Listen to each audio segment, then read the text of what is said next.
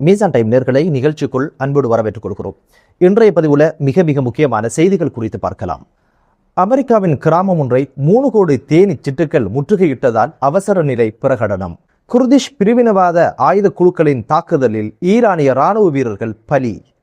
ஆப்கானிஸ்தான் மற்றும் பாகிஸ்தான் இடையே மீண்டும் போர், 28 பேர் பலி, 27 பேர் படுகாயம் என்ற பல்வேறு செய்திகள் தான் இன்றைய பதிவு. வாங்க வீடியோக்குள்ள போகலாம், விரிவாக பார்க்கலாம். அமெரிக்காவுக்கு வந்த சோதனை. அமெரிக்காவினுடைய டெக்சாஸ் மாநிலத்தினுடைய ஒரு கிராமத்தை 3 கோடி தேன் சிட்டுக்கள் முற்றுகையிட்டதன் காரணமாக அவசர நிலையை குறித்த அரசு பிரகடனப்படுத்தியிருக்கு. இது குறித்து மீட்பு பணியாளர்கள் என்ன சொல்றாங்க அப்படின்னு கேட்டீங்கன்னா, தமது அனுபவத்தில் இதுவரைக்கும் இது போன்ற ஒரு மீட்பு பணியை மேற்கொள்ள வேண்டும், அதில் இருந்த சவால்கள் பற்றி பல்வேறு விடயங்களை இப்போது சொல்லியிருக்கிறாங்க. வெள்ள அனர்த்தங்கள், அதுபோக மண் சரிவுகள், அதுபோக தீ அணைப்பு மீட்பு பணிகள் அப்படின்னு பல்வேறு பணிகளை கச்சிதமா முடிச்சவங்களுக்கு இந்த 3 கோடி தேன் சிட்டுக்களுடனான போராட்டம் மிகப்பெரிய சவாலாக இருந்ததாக சொல்லும் அளவுக்கு தான் தேன் வண்டுகளுடைய முற்றுகை இருந்திருக்கு. உடனடியாக அவசர நிலையை பிரகடனப்படுத்திய போலீசார் அங்கிருக்கின்ற அனைத்து பாதைகளையும் உடனடியாக மூடிவிட்டதோடு தமது வீடுகளை கதவு ஜன்னல்களை பூட்டிவிட்டு வீடுகளிலிருந்து வெளிவராத வண்ணம் உள்ளே இருக்கும்படி அறிவுறுத்தலையும் வழங்கியிருக்கிறாங்க. உடனடியாக ஊரடங்கு சட்டத்தையும் பிரகடனப்படுத்தியிருக்கிறாங்க.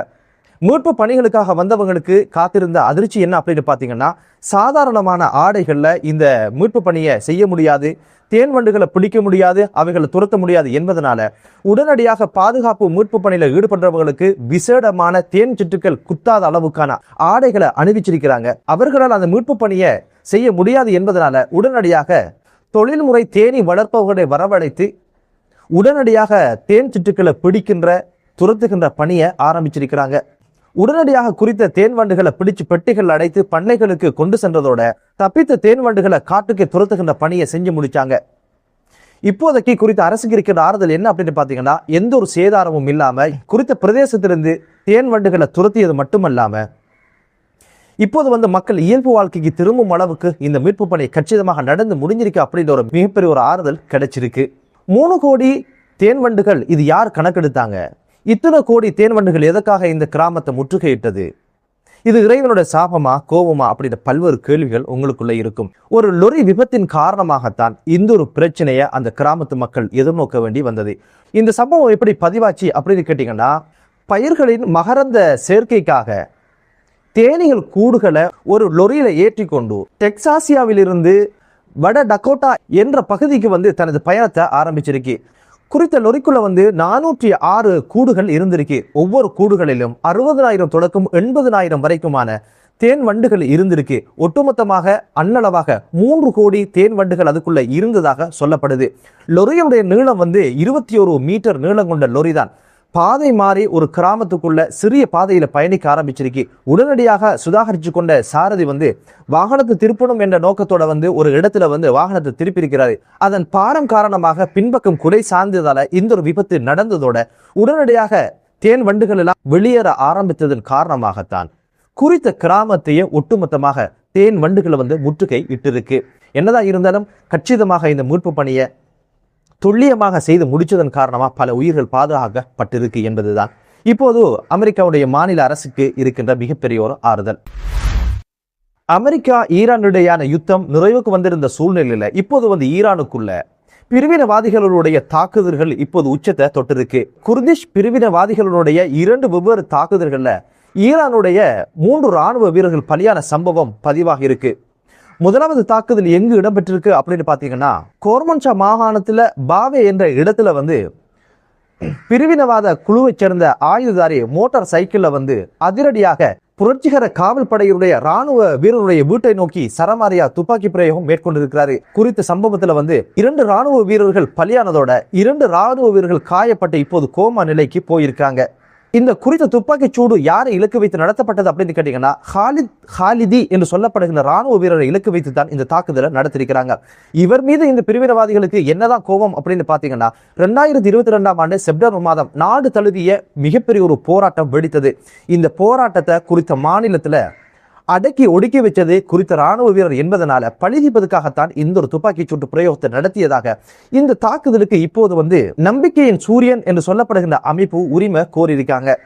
சராவின் நகர்ல மற்றும் ஒரு தாக்குதலை குறித்த குர்திஷ் பிரிவினை ஆயுத குழு வந்து நடத்தியதுல மற்றொரு ராணுவ வீரரும் அவருடைய மனைவியும் உயிரிழந்த சம்பவமும் பதிவாக இருக்கு. குறித்த ராணுவ வீரர் வந்து புரட்சிகர காவல் படையுடைய தலைமை காரியாலயத்திலிருந்து தனது பணிகளை முடித்துவிட்டு காரில் வீடு திரும்பும் பொழுதுதான் காரை இலக்கு வைத்து தாக்குதல் நடத்தியதுல குறித்த ராணுவ வீரரும் அவருடைய மனைவியும் உயிரிழந்த சம்பவமும் பதிவாகி இருக்கு. இந்த ஒரு தாக்குதல் குறித்து ஈரான் எவ்வகையான அறிக்கையை வெளியிட்டிருக்கு அப்படின்னு கேட்டீங்கன்னா, இது ஒரு பயங்கரவாத தாக்குதல். இந்த ஆயுத குழுக்களுக்கு அமெரிக்காவும் சியோனிச அரசு தான் உதவி வழங்கி ஒத்தாசை வழங்கி போஷித்து வளர்க்குறாங்க அப்படின்ற ஒரு குற்றச்சாட்டையும் அந்த அறிக்கையில குறிப்பிட்டிருக்காங்க.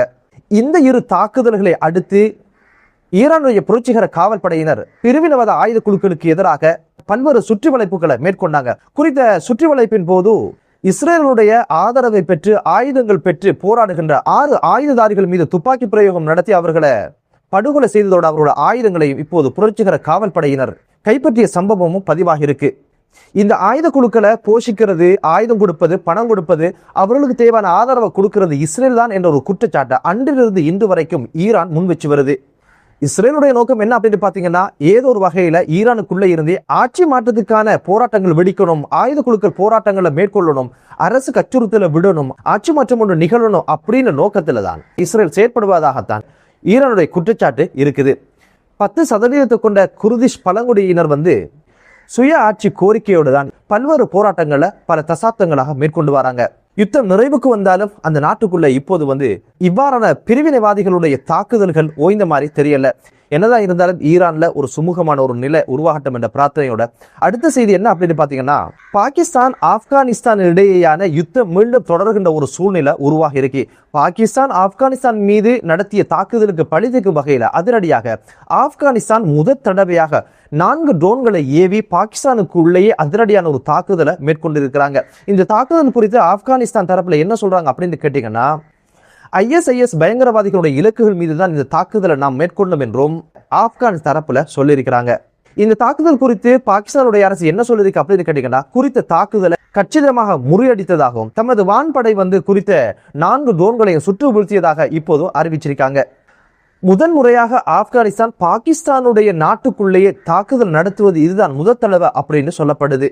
கடந்த ஜூன் மாதம் 28ஆம் தேதி பாகிஸ்தான் அதிரடியாக பல்வேறு வான்வழி தாக்குதல்களை ஆப்கானிஸ்தான் மீது மேற்கொண்டாங்க. இந்த தாக்குதலில் கிட்டத்தட்ட 28 அப்பாவி மக்கள் படுகொலை செய்யப்பட்டதோட 47க்கும் அதிகமானவங்க வந்து காயமடைந்த சம்பவம் பதிவாக இருந்தது. இந்த தாக்குதலுக்கு பழிதீர்க்கும் வகையில தான் ஆப்கானிஸ்தான் அதிரடியாக இப்போது வந்து 4 ட்ரோன்களை ஏவி தாக்குதலை நடத்தி இருக்கு.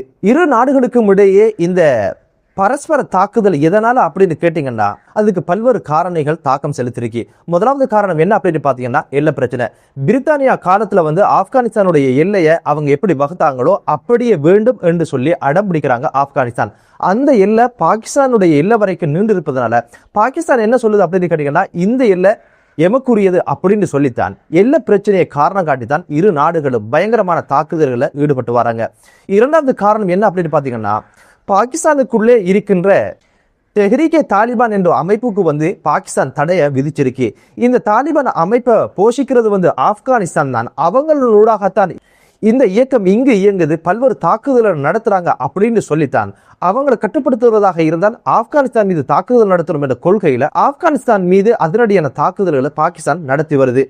ஆப்கானிஸ்தான் முன்வைக்கிற குற்றச்சாட்டு என்ன அப்படின்னு பாத்தீங்கன்னா, ISIS பயங்கரவாதிகளை போஷிக்கிறது நீங்க, அவர்களால் எமது நாட்டுக்கு ஆபத்து அப்படின்னு சொல்லி அந்த இலக்குகள் மீது நாங்கள் தாக்குதல் நடத்துறோம் அப்படின்னு சொல்லி அவங்க பங்குக்கு தாக்குதலை நடத்த ஆரம்பிச்சிருக்காங்க. பல்வேறு தாக்குதலை நடத்தி வந்திருக்காங்க. எல்லைப்புறத்துல ஏற்படுகின்ற மோதல்கள்ல நாள்தோறும் பல உயிர்கள் இரு தரப்பிலும் பலியாகின்ற சூழ்நிலை உருவாகி இருக்கு. இப்போது வந்து இந்த பரஸ்பர தாக்குதல் மற்றும் ஒரு யுத்தத்துக்கு வழிவகுக்குமா என்ற கேள்விதான் இப்போது எழுந்திருக்கு. இதுவரைக்கும் எல்லையில சண்டையிட்டுக் கொண்டிருந்த ஆப்கானிஸ்தான் இப்போது வந்து பாகிஸ்தானுக்குள்ளேயே தாக்குதலை நடத்த ஆரம்பிச்சிருக்காங்க. என்னதான் இருந்தாலும் பாகிஸ்தானுடைய தாக்குதல்ல வந்து ஆப்கானிஸ்தான்ல உயிரிழக்கிற சதவீதம் அதிகமாக இருப்பது என்பது ஆப்கானிஸ்தானுக்கு மிகப்பெரிய ஒரு ஆத்திரத்தையும் கோபத்தையும் உண்டு பண்ணிருக்கு. என்னதான் இருந்தாலும் சமாதானம் மலரணும் என்ற பிரார்த்தனையோட ஒட்டுமொத்த உலகத்திலும் அமைதி நிலவட்டும் என்ற பிரார்த்தனையோடு மற்றொரு காணொளியிலே உங்கள் அனைவரையும் சந்திக்கும் வரை விடைபெறுகிறேன். நன்றி.